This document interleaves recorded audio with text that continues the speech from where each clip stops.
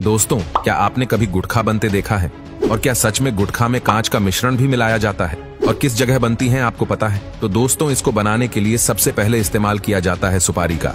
और सुपारी हमें मिलती है इस पौधे से, जो कि आप अभी देख रहे हैं। जी हाँ, यहाँ पर सुपारी की खेती की जाती है। इन छोटे छोटे पेड़ों पर सुपारी के फल लगते हैं और जब तक ये फल पक नहीं जाते तब तक इन्हें अच्छे से पाला पोसा जाता है। जब ये सुपारी का पौधा अच्छे से बड़ा हो जाता है, इसके फल को पौधे से अलग कर लिया जाता है। इसको भी अलग करने का प्रोसेस ठीक वैसा ही होता है।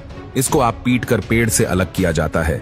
उसके बाद उसे कड़ी धूप में सूखने के लिए रख दिया जाता है। ऐसा करने की वजह यह होती है कि सुपारी के फल के अंदर जो नमी होती है वो निकल जाए और अच्छे से फल सूख जाए। जब यह सुपारी का फल सूख जाता है तब जाकर उसको महिलाओं के हवाले कर दिया जाता है, जो इस पल में से सुपारी का दाना निकालती है। आप देख सकते हैं कि कैसे महिलाएं अपने हाथों पर पट्टियां बांधकर इस फल में से उस दाने को निकाल रही है। वैसे तो ये काम बहुत ही तकनीक भरा है, जो कि जोखिम भरा भी है। तेज धार वाले हथियार की तरफ बिना देखे यह कैसे सुपारी को काटे जा रही है। अब इस सुपारी के दाने को बहुत ही गंदे और बेकार लाल रंग के केमिकल में उबाला जाएगा। ऐसा इसलिए किया जाता है क्योंकि कोई जब भी तंबाकू खाए तो उसका मुंह तंबाकू के रंग से लाल हो जाए। आपको बता दें कि इसको उबालने के लिए किसी और लकड़ी की नहीं बल्कि सुपारी की उस छाल का ही इस्तेमाल किया जाएगा जिससे ये निकला था। जब यह अच्छी तरह से केमिकल के साथ घुल मिल जाता है तब उसको सूखाने के लिए रख दिया जाता है। इसके बाद जब यह सूख जाता है तो उसके छोटे छोटे टुकड़े किए जाते हैं।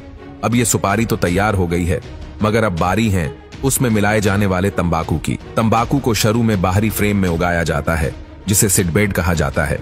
गर्म इलाकों में यह फ्रेम गीली घास या एक कपास की चादर से ढके होते हैं। 8 से 10 सप्ताह के बाद जब तंबाकू के पेड़ लगभग 10 इंच के हो जाते हैं तो इन्हें खेतों में शिफ्ट कर दिया जाता है। जैसे जैसे पौधे बढ़ते हैं उनके ऊपर का भाग काट दिया जाता है ताकि पत्तियां अच्छे से बड़ी हो जाए। इस प्रक्रिया को टोपिंग कहा जाता है।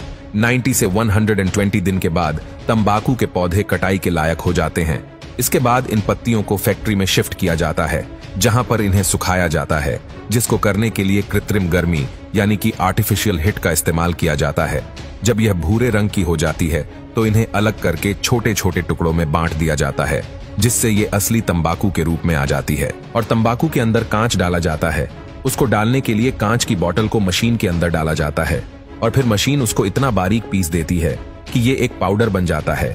इसको अगर आप अपने हाथ में उठाएंगे तो आपके हाथ को तो ये नहीं काटेगा, मगर हमारे मुंह के अंदर की स्किन थोड़ी सेंसिटिव होती है, इसलिए अगर कोई इसको तंबाकू के साथ चबाता है तो मुंह के अंदर से फट जाता है। और जब तंबाकू उस फटे हुए मुंह को लगता है तो हल्की सी जलन का एहसास होता है और इसके बाद तंबाकू का नशा और तेजी से चढ़ता है।